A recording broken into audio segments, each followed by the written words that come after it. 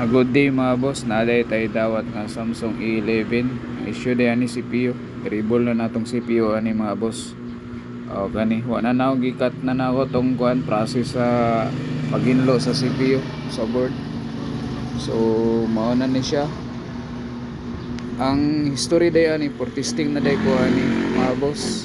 Testing na nako ni siya kung muga na pagyapon. So ang issue ani kay pag iuni mo blue screen madugay i-off na pod nimo mo blue screen ragyapon balik ya blue screen. So kani human na siya grable for testing na ni siya tungod ni sa kuan pag bypass na ako nga na blue screen siya. So na nagibikildaan ng CPU mo nang diagnose na to. So nasa CPU yung issue niya. So kana for testing na ko na mga boss.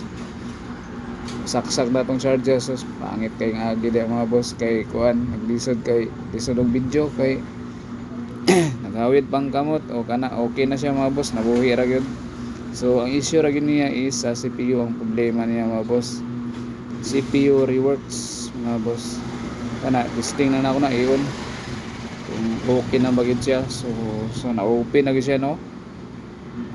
Kung na kay mga issue ngani mga boss no, dala lang diri at bang sa anahaw ayo day tag sa kunsa nga mga Android mga boss, iPhone dia mga boss, dala lang sa makaya lang nato mga boss. Mora to no kung okay na gid siya oh.